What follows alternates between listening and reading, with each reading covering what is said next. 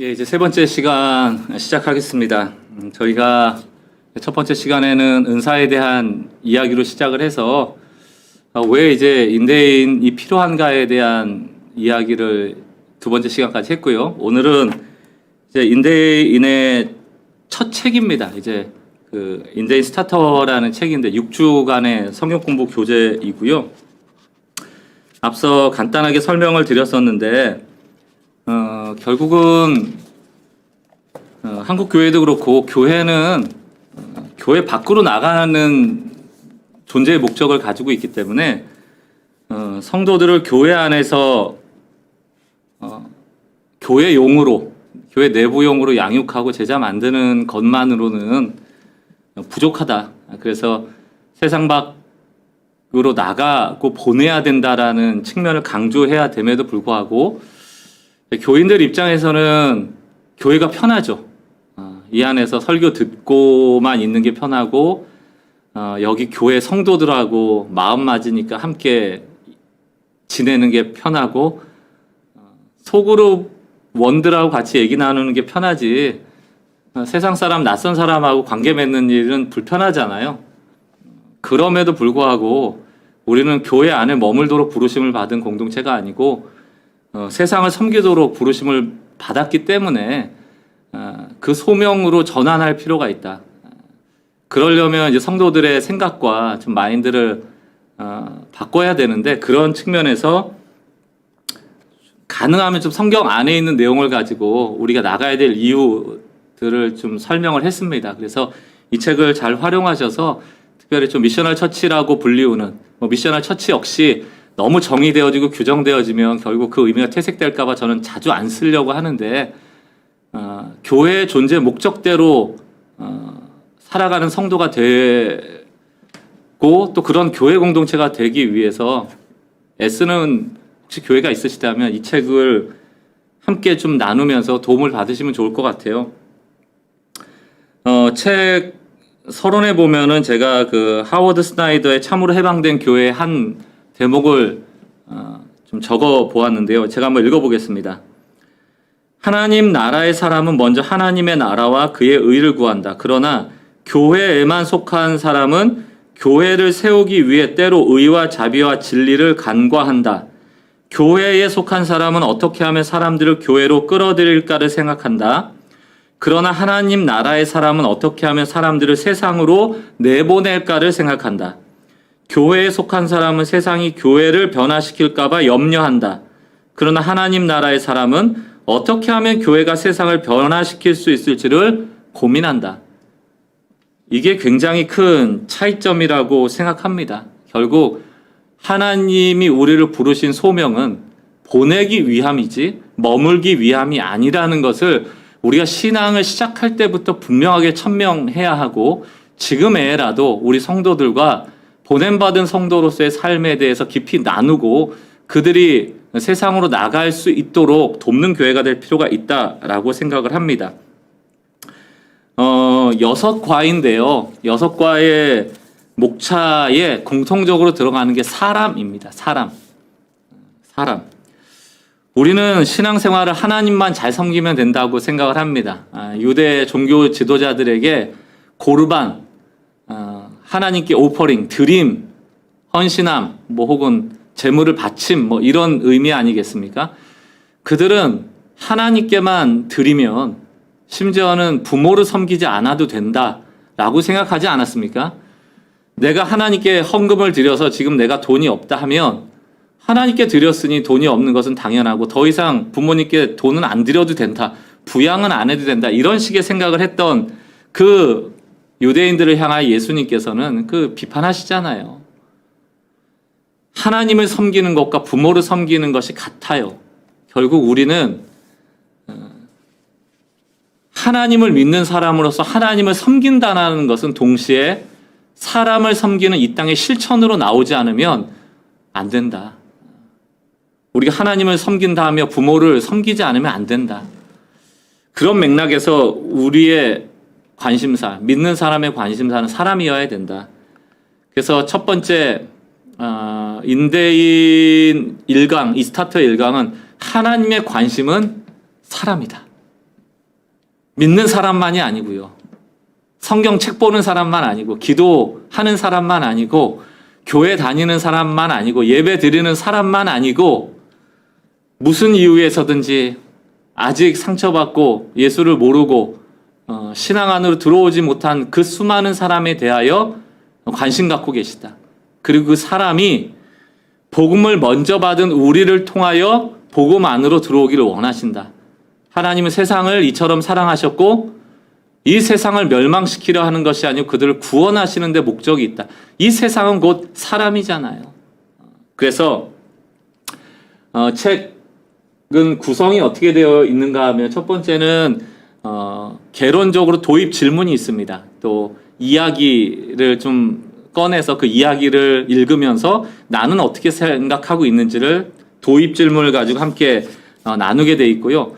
그 다음에는 이제 성경의 비추어 보기라고 해서 하나님이 정말 사람에게 관심이 있는가에 대해서 에피소드 3개, 성경의 3가지 이야기를 통하여서 하나님이 정말 사람에게 관심이 있구나를 성경적으로 해석을 하고 마지막에 정리할 때 또 에피소드를 읽으면서 정말 우리도 하나님의 관심인 사람에게 관심을 가져야겠구나라는 구성으로 되어 있어요. 그래서 첫 번째로 보면 하나님의 꿈은 인류 구원인데 질문이 뭔가 하면 우리는 그렇게 생각하잖아요. 하나님이 나만 좀 사랑했으면 좋겠는데 내 기도에 좀 더 집중해 하셨으면 좋겠는데 저 사람 김집사 문제 말고 내 문제. 그래서 질문이 2가지입니다. 사실은 하나님이 나를 사랑하시는 것을 믿는가? 두 번째는 저 사람도 사랑하는 걸 믿는가? 저 사람은 교회 안에 김집사일 수도 있지만 교회 밖에 지금 헤매고 있는 저 사람. 우리가 여기까지 가야지 하나님의 사랑이 얼마나 큰지를 깨닫게 되는데 그냥 늘 나만 사랑해달라고 할 때가 얼마나 많습니까?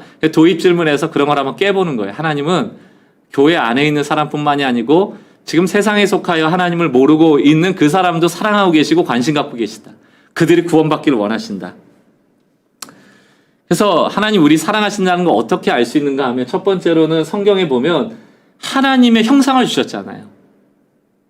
모두에게. 그만큼 우리를 사랑하고 계시다. 우리 부모님들이 자녀 사랑할 때 눈에 넣어도 안 아플 정도다. 내 분신이다. 이런 얘기를 하듯이 하나님은 그 형상을 우리에게 주셨다. 그 사랑한다는 표현이고요. 두 번째는 어떤 사랑입니까? 그 아들을 주셨다. 나만 위해서 아니요. 내가 원수처럼 생각하는 저 사람을 위해서도 예수님을 주셨어요. 모든 사람이 예수만 믿으면 구원받습니다. 모든 사람에게 주어진 혜택이에요. 얼마나 감사합니까? 세 번째는 그 사랑은 차별이 없다. 이게 굉장히 중요합니다. 우린 자꾸 나를 좀 더 사랑해달라는 그 뭔가 은근한 차별을 자꾸 원해요. 그래서 능력주의가 판치는 게 뭐예요? 내가 조금 더 배웠으니까, 내가 좀 더 기도했으니까, 내가 좀 더 성경 읽었으니까, 내가 좀 더 기도에 더 많이 나왔으니까, 내가 좀 더 예배 더 많이 나왔으니까 하나님이 나를 더 사랑하실 거야. 우리가 많은 부분에서 하나님의 사랑을 더 얻어내려는 방식으로서의 신앙생활을 많이 한다. 자꾸 차별이 생기죠. 그래서 자꾸 교회 안에서 여러분들 훈련해서 감투 주고 이러는 거 저는 나쁘다 보진 않아요. 그러나 그 감투가 엘리트주의를 만들고 차별을 만들어낸다면 그 감투 쓰신 분들 교육을 잘 하셔야 되고요. 얼마나 하나님이 차별을 두시지 않는 분이신가를 분명하게 교육함으로 교회가 복음 안에서 평등한 그 공동체가 될 수 있도록 참 애를 많이 쓰셔야 된다. 그래서 이런 평등의 메시지가 굉장히 중요하다. 마무리하면서는 신앙생활에서 뭐가 제일 중요하냐, 사람이라는 주제를 우리가 중요하다라고 고백할 수 있도록 이제 에피소드가 또 있습니다. 그래서 여러분들이 그 에피소드를 읽으면서 결국 하나님의 관심은 사람이고 나도 신앙생활할 때 나에게만 집중되어 있던 관심을 다른 사람, 타인을 향하여 관심 갖는 사람이 돼야 되는구나. 이 신앙이 너무너무 중요하구나를 깨닫는 것이 이제 1강의 시작입니다. 두 번째, 이제 2강으로 넘어가면 사람을 너무너무 관심 갖고 있기 때문에 하나님은 사람에게 우리를 보내세요. 그래서 미시오 데이라는 개념이 나오죠. 이제 미시오라는 것이 이제 send 보낸다는 것이고 데이라는 게 하나님이니까 하나님은 보내시는 하나님이다 이런 뜻입니다. 하나님이 직접 가시는데 갈 때 누구를 대동하신다? 또 누구를 쓰신다? 바로 우리를 쓰신다. 그래서 선교의 주체는 하나님이시고, 그러나 선교를 이루실 때 우리를 참여시키시는 거죠. 우리를 참여시키는 겁니다. 그러니까 우리 선교 보낼 때 교회가 보낸다. 우리는 보내는 선교사, 보내는 선교사, 보냄받은 선교사. 보냄받은 선교사는 막 선교 오지에 가는 사람이고요. 보내는 선교사는 안 가요. 안 가고 돈 내고 기도하고. 얼마나 편합니까? 그러나 성경을 보면 하나님께 부름받은 모든 사람은 보냄받습니다. 누구도 예외가 없어요. 보내시는 분은 하나님이시고 보냄받은 존재는 모든 성도입니다. 예외가 없어요. 성경을 보면 하나님께 부름받았던 사람들은 다 보냄을 받습니다. 다시 얘기하면 하나님이 우리를 부르실 때 이미 보냄의 목적을 가지고 부르시는 거예요. 교회를 왜 세울까? 왜 믿는 사람들의 공동체를 세우실까? 거기서 행복감을 누리고 막 세상에 없는 공동체를 만들어라? 그 안에서 행복하게 살아라가 아니고 복음은 누리는 것이되 누리게 해야 되는 거예요. 복음은 누리는 것이고 많은 사람에게 그 복음을 누리도록 하는데 소명이 있는 겁니다. 그러므로 이 성도들은 보냄받은 선교사의 소명을 다 가지고 있다. 그럼 과연 그게 성경 안에 있는가? 예. 성경을 보니까 하나님은 능력을 주시는데 우리 능력을 주시옵소서 주시옵소서 그 능력도 소유하라고 해요. 은사처럼 은혜처럼. 잘 우리 갖는 거 너무너무 중요하게 여기고 더 가지면 더 우월해진다라는 이런 능력주의 우월주의 그거 다 깨야 돼요. 능력 주실 때 만약에 나에게 능력이 있다면 그게 돈으로 능력이고 혹은 때로는 무슨 건강이고 아니면 무슨 지위고 권력이고 이런 능력이 나에게 주어졌다면 그 모든 것은 보냄 받은 자로서 더 역할을 하기 위해서 주시는 거예요.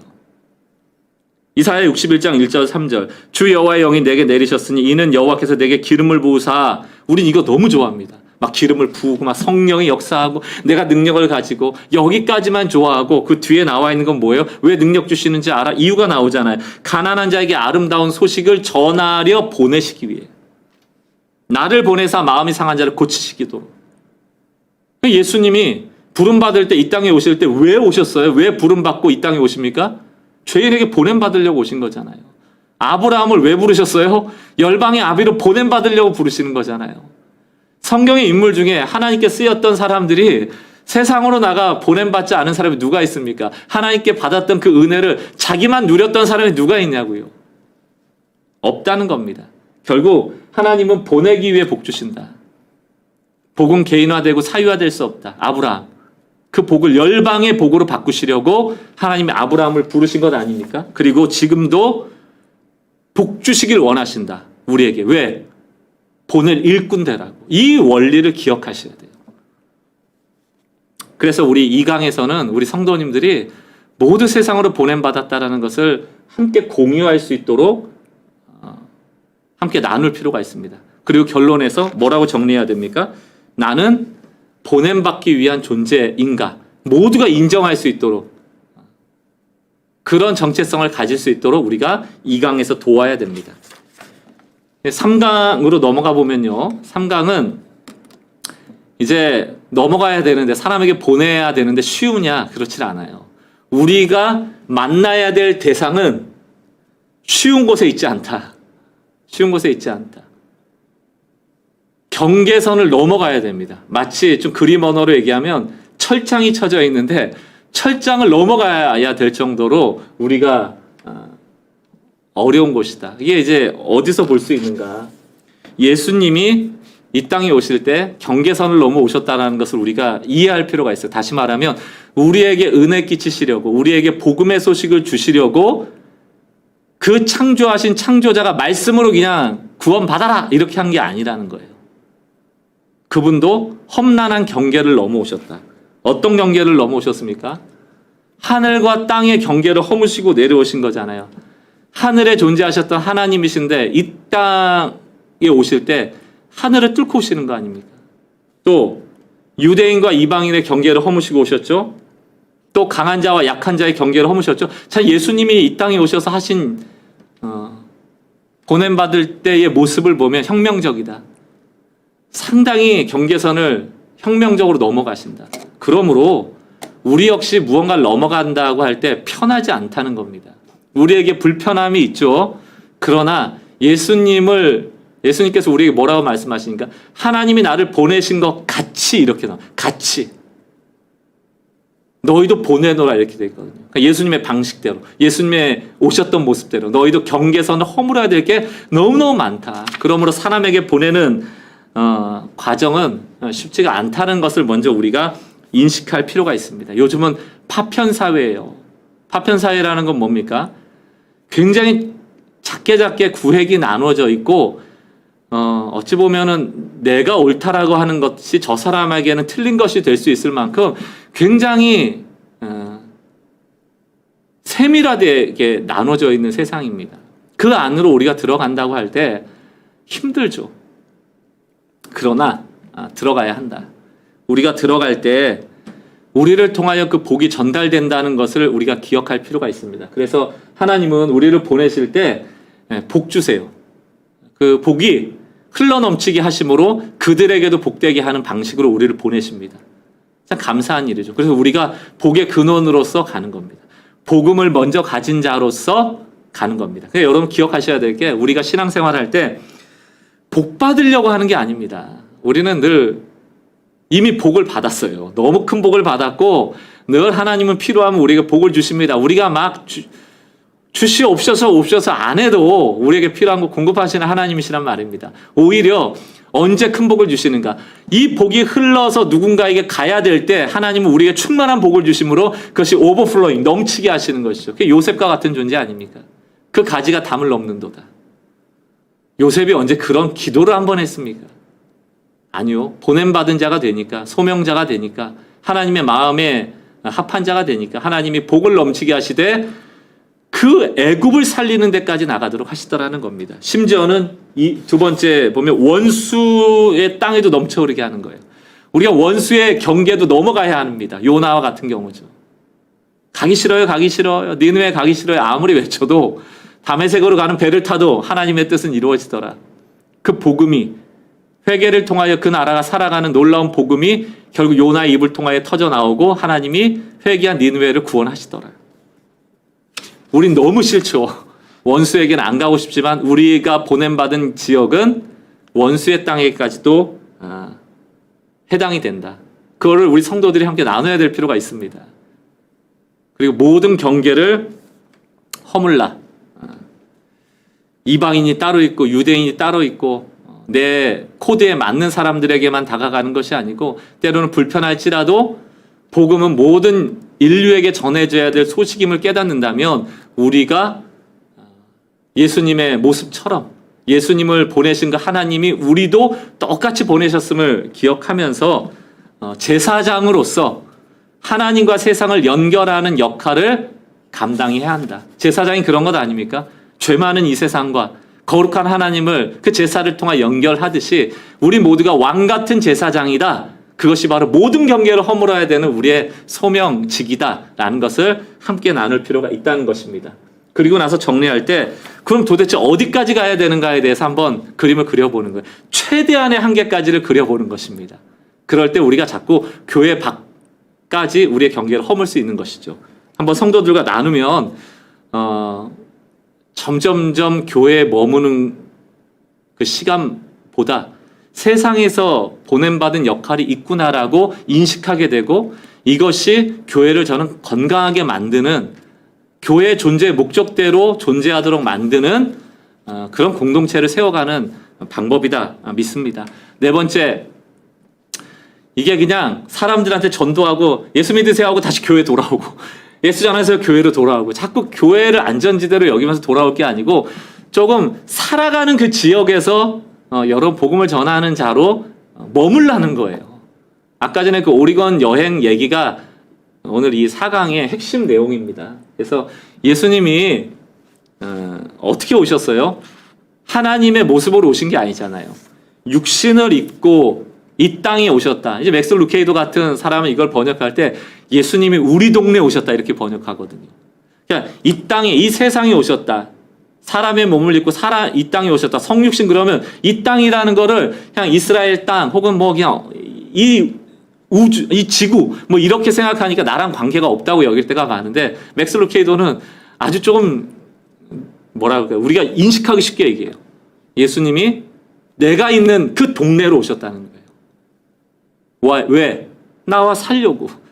살면서 나를 구원해내려고. 그게 참 의미가 있습니다. 성육신은 나와 내가 되시려고 온 거예요. 내가 되시려고. 이게 굉장히 중요합니다. 그 혜택을 우리가 먼저 받았다면 우리 역시 성육신의 영성을 가지고 그들의 삶으로 가야 될 필요가 있다. 한국교회가 실수한 게 그거예요. 너무 공격적이었다. 아, 너 예수 모르지? 난 알아. 내 우월해. 날 따라와. 내가 믿으면 믿어. 너 안 믿으면 지옥 가. 너 저주받아. 너 복 못 받아. 교회 와야 복 받아. 이거 믿어야 돼. 막 우리 친척들에게도 불신자에게도 이게 제일 좋은 거라는 거는 맞는데 너무 공격적으로 얘기했어요. 너는 다 틀렸고, 너는 다 못났고, 너는 다 망하고, 막 이런 식으로 얘기했습니다. 정답을 가르쳐주는 방식으로. 그들의 삶에 참여하지 않고, 그들의 아픔은 들어보지도 않고, 막 답만 얘기하는 거예요. 구구단 외듯이. 그리고 너 틀렸어. 이렇게 얘기하고, 가르쳐 주질 않는 거죠. 그들의 손을 잡아주지는 않는 거죠. 그러나 성육신은 그런 게 아닙니다. 예수님이 언제 우리에게 그러셨습니까? 친히 우리 동네에 오셨죠. 그래서 상대방에게 맞춰주는 성육신이 필요하다. 특별히 고린도전서 9장에 보면 여러 사람에게 여러 모습이 되는 것은 아무쪼록 몇 사람이라도 구원코자 합니다. 이런 표현이 있잖아요. 여러 사람에게 여러 모습이 될 수 있는. 근데 우리는 내 모습을 고수하면서 난 절대 바뀔 수 없어. 너가 바뀌어야 돼. 이렇게 얘기하잖아. 난 답이야. 너희가 틀렸기 때문에 너희가 바뀌어야 돼. 얼마나 공격적이고 무례하게 했습니까? 그 성육신이 아니죠. 예수님은 우리에게 친절하셨습니다. 하나님은 우리에게 친절하셨어요. 왜? 태초로부터 수천 년의 시간을 통하여 구원하셨거든요. 전능한 말씀으로 1초 만에 2초 만에 구원이라는 결론을 내리실 수도 있었겠지만 몇십 명의 선지자를 통하여서 오랜 시간을 통하여서 그 구원의 시간을 우리에게 허락하셨거든요. 얼마나 친절하십니까? 그래서 우리는 진짜 동네 이웃이 되는 성육신이 무엇인지도 고민해 봐야 돼요. 교회마다 우리끼리만 속으로 팔 게 아니고 좀 동네에서 뭘 좀 지역사회에서 할지도 한번 고민할 필요가 있다. 벤치마킹 할 때가 많지 않기 때문에 우리 소그룹원들이 그 동네에 어떤 역할을 할지 모르겠지만 사실 우리나라 같이 그 아파트 문화가 잘 돼 있는 곳도 없습니다. 통반장들도 많고요. 이런 속에서 동네 쓰레기 줍는 일부터라도 뭔가 우리끼리 해볼 수 있는 믿음의 사람들이 그 지역에 살 수 있는 일들이 얼마나 좋아요? 교회만큼 조직화가 잘 된 것이 어디 있습니까? 맨날 성경 공부만 하고 맨날 기도만 하고 세상과는 아무 무관하게 그 동네에 우리가 성육신 안에 들어가는 일은 없는 그런 신앙생활에 어떻게 세상 사람들에게 영향을 미치고 그들에게 매력적인 공동체로 비춰질 수 있겠습니까? 노력해야 될 필요가 있습니다. 또 예수님의 마음을 품으라. 예수님을 인격적으로 닮아가는 그 인격이 우리 동네에 보여진다면 더 복음이 전해지는 일이 많아지리라 생각을 합니다. 성육신이 나에게 주는 의미가 무엇인가? 그 예화에 보면은 이제 크리소스톰의 마태복음 강해 안에 있었던 내용 아닙니까? 우리가 양으로 남아있는다면 우리는 승리할 수 있다. 우리가 늑대 1000마리에 에워싸인다 해도 우리는 정복하고 승리한다. 그러나 늑대가 되는 즉시 우리는 패배한다. 늑대를 기르지 않고 양을 기르는 목자의 지지를 잃기 때문이다. 우리는 복음이란 성육신의 방법으로 승리해야 된다는 거예요. 왜? 이 복음의 영성, 성육신의 영성을 우리가 유지할 때만이 주님이 우리의 삶을 지지하시는 거예요. 근데 우리가 세상적인 방법으로 혹은 우리의 능력으로 우리가 갖춘 것으로 물질의 방식으로 세속의 방식을 가지고 세상을 점령하려고 할 때 우리가 늑대가 돼버린다. 세상이라는 괴물과 싸우기 위해서 우리가 괴물이 되는 것을 하나님 원하시지 않는다. 그러므로 성육신의 방식으로 살아갈 것에 대한 이야기를 하는 것입니다. 여러분들이 이 책을 통하여서 성도들과 함께 공감한다면 좀 세상을 섬기는 교회로 나갈 수 있으리라 생각합니다. 5강에서 보시면요. 사람들 속에서 이제 성육신의 방식을 가지고 살아가는데 이게 함께 산다는 것은 시간이라는 오랜 시간을 어찌 보면 포함하고 있기 때문에 좀 한결같을 필요가 있다. 그래서 하나님의 방식대로 살아가야 한다. 그러니까 오랜 시간 동안 한결같이 하나님의 방식을 고집해야만 저 사람은 참 그리스도인답구나라는 평가를 받을 수 있거든요.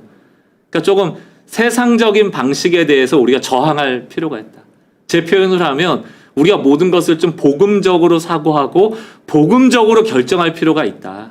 그렇다면 좀 질문해 봐야 될 필요가 있죠. 과연 하나님의 방식대로만 살아갈 때 우리의 세상 속에서 얻을 수 있는 유익도 있겠지만 갈등도 있을 수 있어요. 손해봐야 되거든요. 그것들을 또 우리가 어떻게 좀 이겨나가야 될 것인가, 이런 것들에 대한 좀 고민도 나눠야 되죠. 그렇습니다. 우리가 하나님 나라의 자녀로서 다른 가치관을 가지고 살아간다는 이론은 알고 있지만 실제적으로 우리 삶에서 그걸 실천하려고 할 때 갈등이 있어요. 그런 것들을 우리가 서로 좀 들어주고 또 지지해주고 기도해주고 이럴 필요가 있습니다. 왜냐하면 이 땅을 살아가는 동안 우리가 손해보며 살아간다는 것이 참 불안하거든요. 또 두렵고, 그럼에도 불구하고 하나님 나라 방식대로 살아가는 것을 우리가 끝까지 고수하고 한결같이 보여줄 그럴 필요가 있기 때문에 이게 우리의 도전이죠. 그러나 함께하는 공동체가 있다면 이겨나갈 수 있으리라 생각합니다. 한결같이 못하도록 하는 것 중에 하나가 우리가 좀 편한 것만 순종하려고 하고 또 조금 불편한 것은 세상적 방식으로 하면서 이렇게 외줄타기 하려는 신앙생활을 하려고 할 때가 많아요. 그러나 좀 한결같을 필요가 있습니다. 하나님께서 우리에게 요구하시는 것은 다 중요해요. 다 중요해요. 그러니까 원수 사랑하라 이러면 나는 원수 사랑할 수 없어라 포기할 게 아니고, 비록 지금은 할 수 없지만 내가 원수를 사랑하고자 하는 열망조차 놓쳐버리면 안 되거든요. 그 열망을 가지고 계속 도전하는 마음들이 필요하다는 것이죠. 그러니까 내가 할 수 있는 것은 하고 내가 못하는 것은 하지 않고, 이게 이제 유대 종교인들, 바리새인들 아닙니까? 그래서 내가 할 수 있는 리스트들만 쭉 정해놓고 그것들을 해내면서 나는 괜찮은 사람이야, 이렇게 신앙생활 한 것 아닙니까? 그러나 예수님이 이 땅에 오셔서 산상수훈을 통화해서 뭘 얘기합니까? 너희 그거 하는 거 다 니네들이 할 수 있는 것만 정해놓고 했는데 그 율법의 정신이 그런 게 아니야 라고 하면서 율법의 수준을 확 높여버리죠. 너의 이웃에게 욕하는 거 그게 살인이야. 너의 생각으로 간음한 게 그게 간음이야. 수준을 확 높여버리니까 유대인들이 반발하는 거잖아요. 본인들은 할 수 없는 거니까. 그러나 우리가 할 수 없는 존재이지만 수준을 낮춰서 지켜가는 존재가 아니고 하나님의 수준에 대한 열망은 놓치지 말면서 끊임없이 죄인이지만 또다시 한번 기회 주시면 해보겠습니다라는 열망은 잃어버려서는 안 된다. 그런 마음으로 살아가야 되고, 또 세상도 취하고 하나님도 취하려고 하는 이기심도 버려야 되고, 또 세상을 향한 세상 방식에 대한 갈망함, 바알과 아세라도 좋은 건데 이런 갈망도 없애야 돼요. 왜냐하면 우리에게 주어진 우상은 바퀴벌레 같은 게 아닙니다. 여러분, 죄가 바퀴벌레 같은 거라면 누가 짓겠습니까? 우상이 바퀴벌레 같다면 누가 쥐어서 내 호주머니에 집어넣겠습니까? 그 더러운 것을 누가 내 입에, 내 마음에 집어넣겠습니까? 아무도 안 집어넣을 거예요. 그러나 우상은, 우리의 욕심은, 우리의 이기심은, 죄는 좋은 거거든요. 더없이 좋은 거거든요. 그래서 취하는 것입니다. 그래서 우리 싸워야 돼요. 싫은 거면 싸울 필요도 없죠.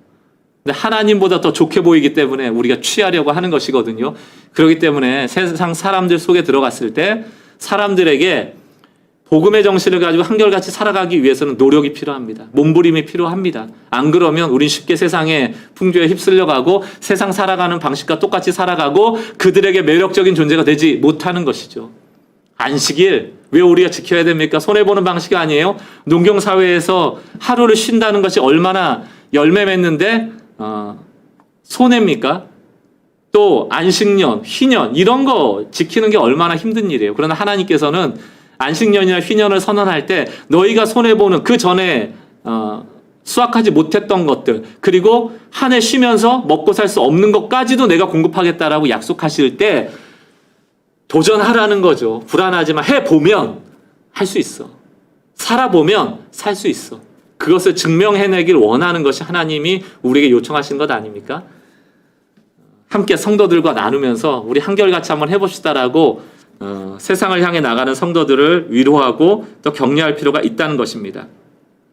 우리는 그저 교회 다닌다는 이유로만 세상과 구별되는 것이 아니고 우리가 살아가는 삶의 방식, 그것이 훨씬 더 영적인 것에 속했음을 증명할 필요가 있다. 그것이 5강에서 주장하는 바입니다. 이제 마지막으로 6강입니다. 이제 모든 사람을 평등하게, 환대에 대한 이야기를 좀 하는 것입니다.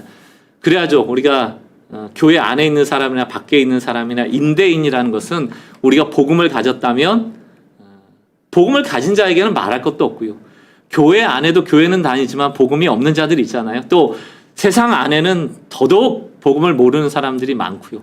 그들에게 차별 없이 환대할 수 있는 교회가 된다면, 공동체가 된다면, 성도가 된다면 그것이 바로 하나님이 우리를 세상에 보내셔서 복음을 전하게 하는 자의 가장 바른 모습이라 생각을 합니다. 그래서 이제 내가 있는 곳, 그것이 교회뿐만이 아니죠. 우리의 가정에서 내가 아내를, 남편을 환대하고 있는가, 또 우리 자녀를 환대하고 있는가, 그들을 포용하고 있는가, 우리 직장에서, 학교에서, 우리의 삶의 곳곳에서 우리는 환영하고 있는가에 대한 나의 삶의 모습을 좀 볼 필요가 있고, 그게 안 된다면 우리가 어떻게 환대의 문화를 우리 가정에서, 또 직장에서, 또 교회 공동체 안에서, 또 낯선 사람을 향해서, 또 나와 관계가 좀 끊어지거나 소홀한 사람에게 할 수 있을까? 그런 거에 대한 고민이 필요합니다. 주님께서는 이제 환대에 대한 얘기를 할 때 작은 자를 많이 얘기합니다. 작은 자의 예수예요.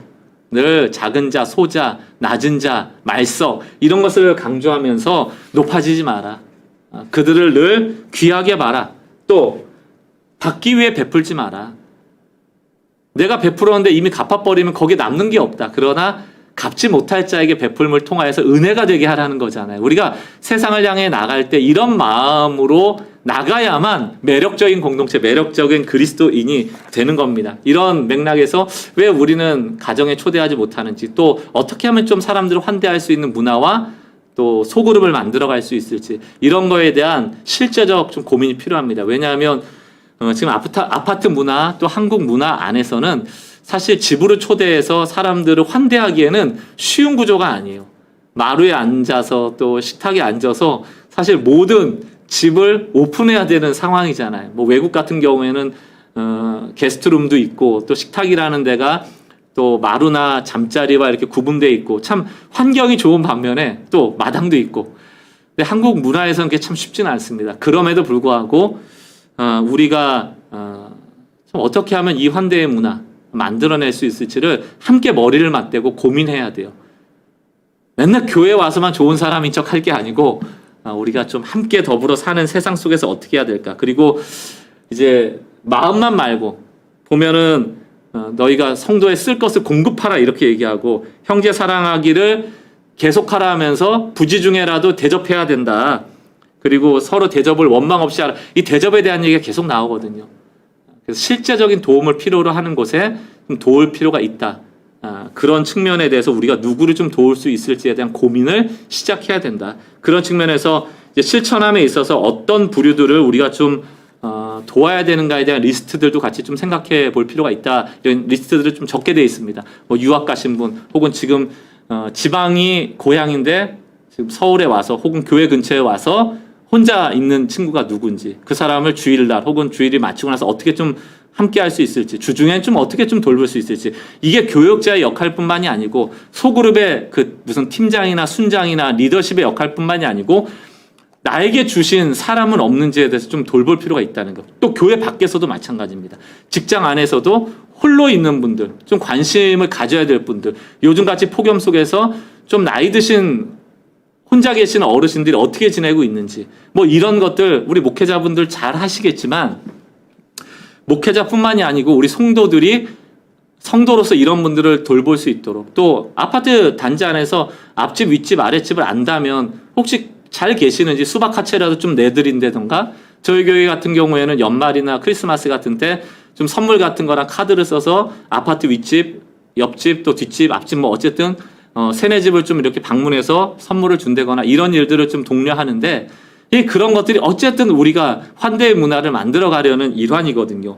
그래서 6강 마무리에 보면 환대를 만들기 위한 제3의 장소를 한번 우리가 만들어 보자.